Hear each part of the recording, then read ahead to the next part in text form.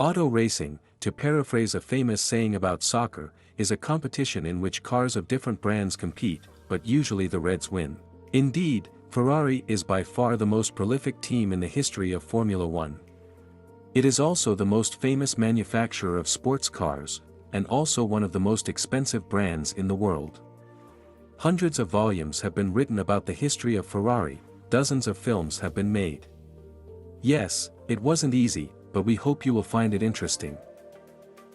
Postponed birthday, Medina, February 18, 1898. Open any reference book, for example Wikipedia, and you can easily find the date of Enzo Ferrari's birth, February 20, 1898. Only few people know, in fact, one of the greatest Italians in history was born 2 days earlier. The weather at the time was terrible. It was snowing so badly that my father decided to postpone his visit to City Hall. Enzo, with his very peculiar sense of humor, found the scene amusing and often retold it among friends and relatives. A much cooler story is Ferrari's life itself. His phenomenal way to the top, which he did himself, starting literally from the bottom.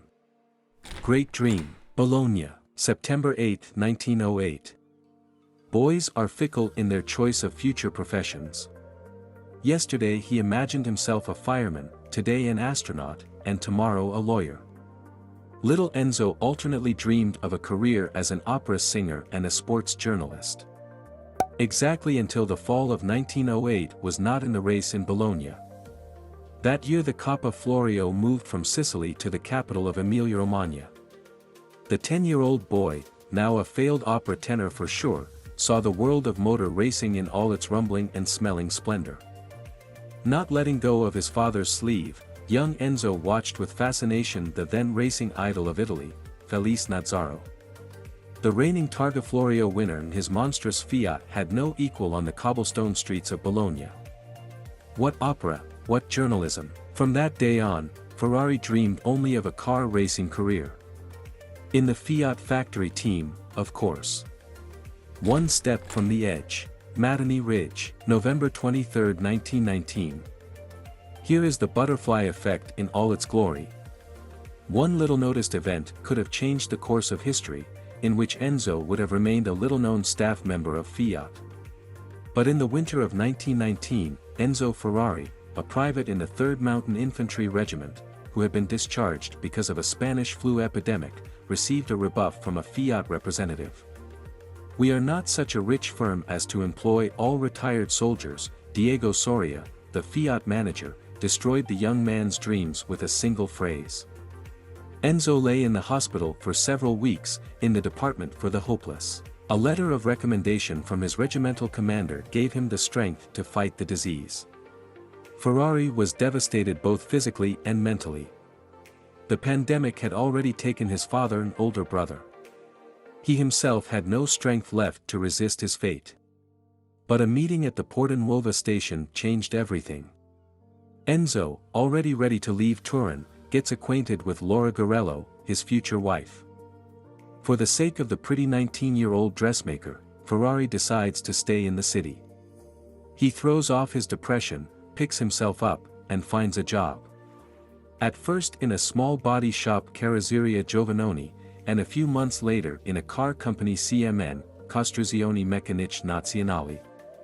Everything suddenly came together perfectly.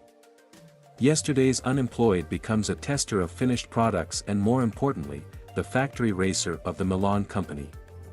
On November 23 of 1919, Enzo Ferrari takes off at the start of the Targa Florio, the most prestigious race in Italy, at the wheel of a 20-horsepower roadster CMN.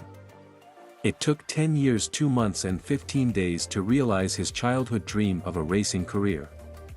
New meaning. Medina, January 19, 1932.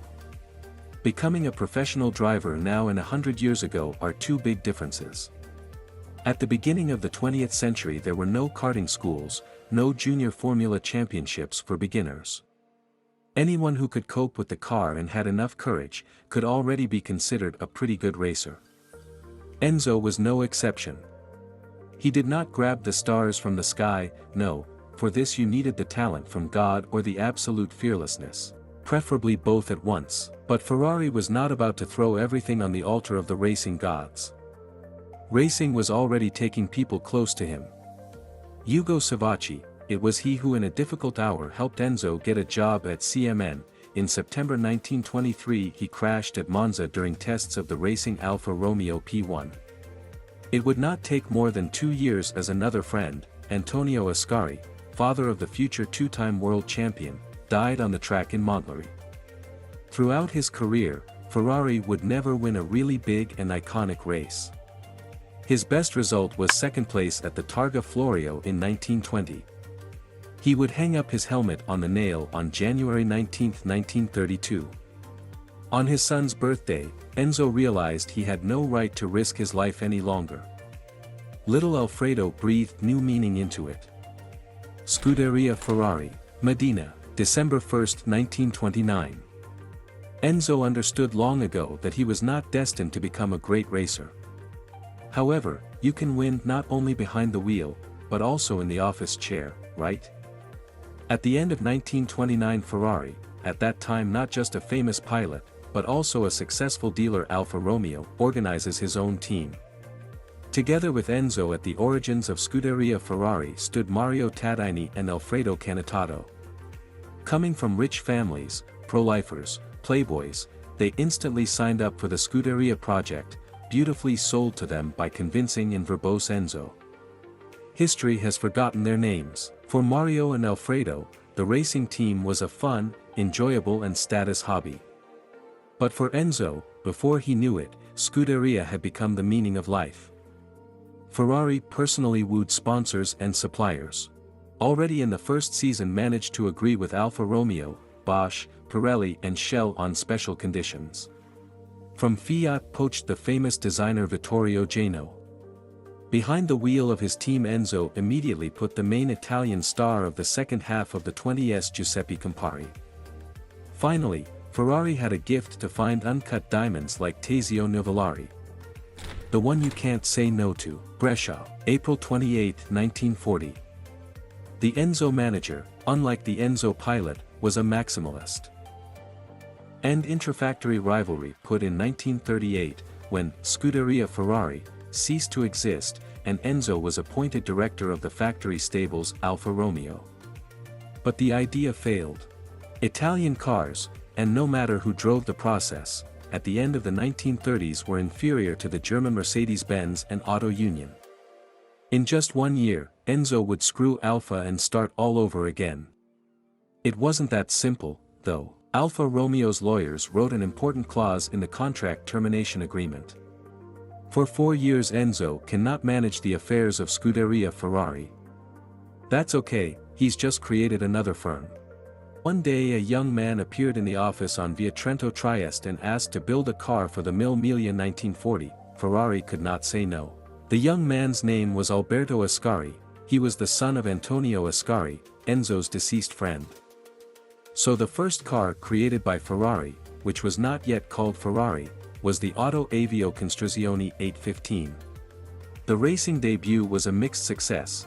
The 815s were the fastest cars in the class and led for a long time, but failed to reach the finish because of breakdowns. Now for real. Piacenza, May 11, 1947. 2.5 months after the Mille Miglia 1940, Italy entered World War II. We can say that the war bypassed Ferrari. Yes, in November 1944 workshop Scuderia in Medina were in the crosshairs of the Allied bombers. But the damage was not catastrophic. The main thing is that by 1945, a long-standing ban from Alfa Romeo has expired, and Enzo could go on a great independent voyage. The debut of the first car Ferrari, now 100% Ferrari, was held May 11, 1947. At the minor race in Piacenza, Franco Cortese's 12-cylinder Ferrari 125S was in the lead, but did not see the finish line. The clutch let it down. However, Ferrari had to wait not long for its first victory. A week later on the city circuit in the Italian capital, laid along the ancient Roman Thermae, the same Cortese will accept congratulations. Victory at the Terme di Caracalla is just the beginning. In all, the 125th will win 6 times in 14 starts before the end of the season. So it was clear, a new star has risen in the racing sky. Vive l'Italie, Le Mans, June 26, 1949. Ferrari's instant success may seem like a miracle. But miracles never happen, do they? It's just that the competition on the tracks in the post-war years was not too high. But Enzo already worked on his business acumen and a brilliant reputation. The Ferrari name was known across Italy. Engineers, designers and racers readily went to him. Not even for a salary, but for a prize.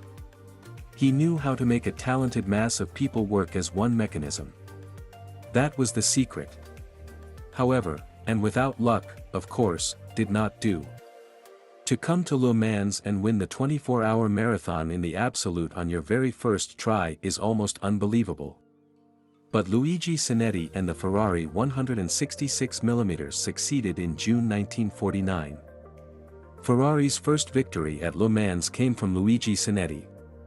The American of Italian descent was the crew of the British Peter Mitchell-Thompson II, Baron Selston and owner of the car.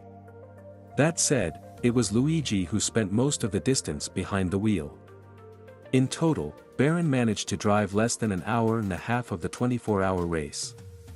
Money in the Till, Paris, October 6, 1949. The newly crowned Le Mans champion was a remarkably important car in Ferrari history for another reason. Based on the 166M, the 166 Inter, the first road-going Ferrari in history, was built. Now a car with the Francesco Baracca coat of arms on the nose fairing could also be bought for driving on public roads. Until then, all Ferraris had been purely racing. The first 38 road Ferraris with bodies from the best Italian carrosseries showed Enzo a way to find money for racing. After all, they remained the main goal of the Commendatore. The first of many, Silverstone, July 14, 1951. The old era of Grand Prix racing ended in 1950, when the first round of the World Championship under the new technical regulation formula took place at the English circuit Silverstone, near the village of the same name, in the spring. Now we know it as Formula One. By the way, Silverstone is the only stage of the season in which Scuderia Ferrari did not take part. There was a quarrel with the organizers because of the prize money. This unfortunate incident, as well as several other starts that the Red drivers will miss in the 1960s, cannot spoil the overflowing passion of Ferrari in Formula One. No team other than the Scuderia has competed in every World Championship without exception. In terms of victories, Ferrari also has no equal. The first race for the Red José Frilón González will win in 1951, the British Grand Prix at the same Silverstone. Another year later, Alberto Ascari will bring Commendatore first championship title.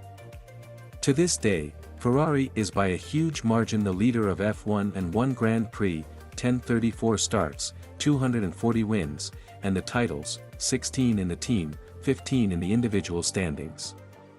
Blackest Day, Milan, June 30, 1956. Fatherhood changed Enzo forever. The only thing he loved more than his race cars was his son.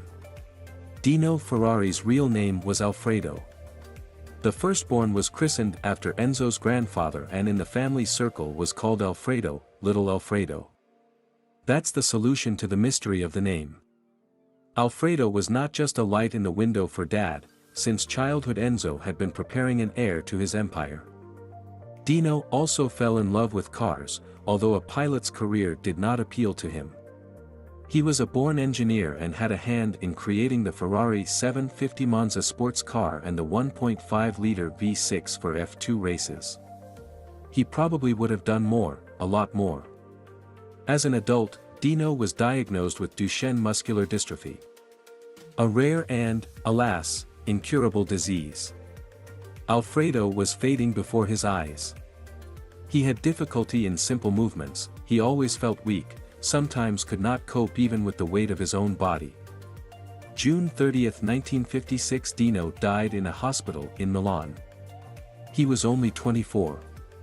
On that day all Enzo's joy disappeared from his life. What about the car? Medina, March 14, 1957. After Dino left, Enzo's character changed. He became even tougher and more demanding than before. He forgave his subordinates for fewer mistakes. The only thing left in his life now were cars. In March 1957, during the tests at Medina at the wheel of a Ferrari 801 crashed talented Eugenio Castellotti. Commendator learned of the tragedy over the phone. What are you saying? Castellotti is dead? What a horror, what a horror. What about the car? Was it badly damaged? A year later, a month apart, Luigi Musso and Peter Collins would crash behind the wheel of a Ferrari. The final straw would be the death of the German aristocrat and talented pilot Bert von Trips in the fall of 1961. Even the official press organ of the Vatican would compare Enzo to the god Saturn devouring his own children. As if Ferrari cared about anyone's opinion. Coup d'état, Maranello, October 31, 1961. Dino's tragedy struck not only Enzo, but also his wife. For Laura Garello Ferrari, these were the hardest of times. Among other things, she suspected, not unreasonably, her husband in an affair on the side. From the crisis situation, Laura was out of the unusual way, she began to actively intervene in the affairs of the Scuderia. Enzo himself, given the complexity of the situation, looked at it through his fingers. But engineers and designers Ferrari took intrusive female attention close to his heart. Once their patience burst, and a number of leading employees of the team led by the chief designer Carlo Chiti put forward an ultimatum, or Laura is no longer prying into the affairs of the team, or we are not responsible for themselves. Ferrari did not hesitate even for appearance, dismissing all the rebels to the last. Time has shown that he was right again. Recruited a new team, Enzo soon returned to winning Grand Prix. Who do you think you are? Torino, May 20, 1963. As the 1960s began, Enzo realized more and more clearly that racing was becoming more and more expensive every year. Even growing sales of road models could not cover the costs.